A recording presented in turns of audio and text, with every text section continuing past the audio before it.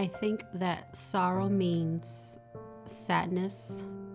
The best way I can describe it is an agonizing pain that as you are going through it, you feel like the pain is never going to go away. Hi, my name is Vivian Rosenberg. I have been attending Northeast Christian Church for 10 years, and I currently serve as a deaconess. My first loss that I experienced after I was saved was in August of 2016. His name was Jaden.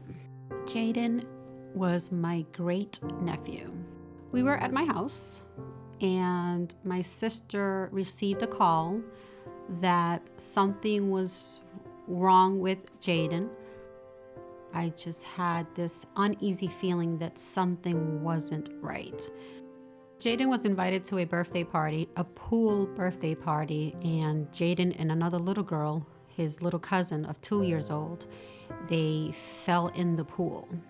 He was lifted to Children's Hospital in Boston, where he was on life support. A week later, on Saturday, the doctors had a meeting with my sister and my nephew and my brother-in-law. Jaden's mom and dad had to decide when they were going to take him out of life support. That Sunday, we made a decision to come to Sunday service, and during worship, I grabbed my sister's hand, and she was weeping. I grabbed her hand and I said to her, "Let's go to the altar and let's worship God," thanking God for the most wonderful, beautiful 3 years that God gave us with Jaden. God, at that moment, blessed me with so much peace, overwhelming peace, that it's extremely hard to explain. But that peace followed us all the way through the last minutes of Jaden. Worship for me, it's my time with God. When I'm worshiping, I am seeking God's presence. I am seeking His face. I want to see Him. And the church can be packed, and I don't care, because all I care about is feeling His presence, and it's amazing. The most difficult loss that I had to experience was losing my father. My dad was extremely special to me. I was his little girl. I was born on Father's Day, and even though we didn't root for the same team, he was still an unbelievable father. I even made him wear my Red Sox jacket. In 2018, I got a call from my sister that my father had passed.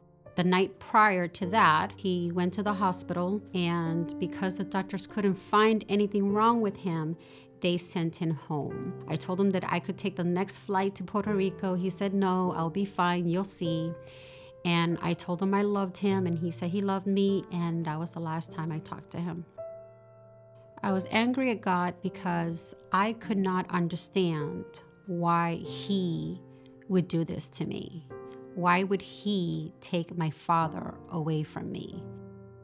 My perspective changed. From teaching Grief Share, I know that I cannot stay angry at God. Plus, I wasn't worshiping, and I'm a worshiper, and I wanted to worship. On a Wednesday night during prayer, I was tired of being angry at God. I also felt like because I was angry at God, I could not go before Him and ask for His forgiveness. Part of me wanted to go up to the altar. The other part of me said, "No, you're not worthy enough to go." All it took is for me to go to the altar and get on my knees and cry out to Him and ask Him to forgive me. And instantly, I felt peace. I felt forgiven. We go through suffering so that we can help other people that are going through the same thing. My husband, Marcel, and I have been teaching Grief Share since October of 2016. We find the joy of helping people. My best advice for people that are experiencing grief is to seek God, lean onto God. You're not alone in this journey. God is with you. He will always be with you. You may feel like you're alone in the journey, but you're not. God is with you.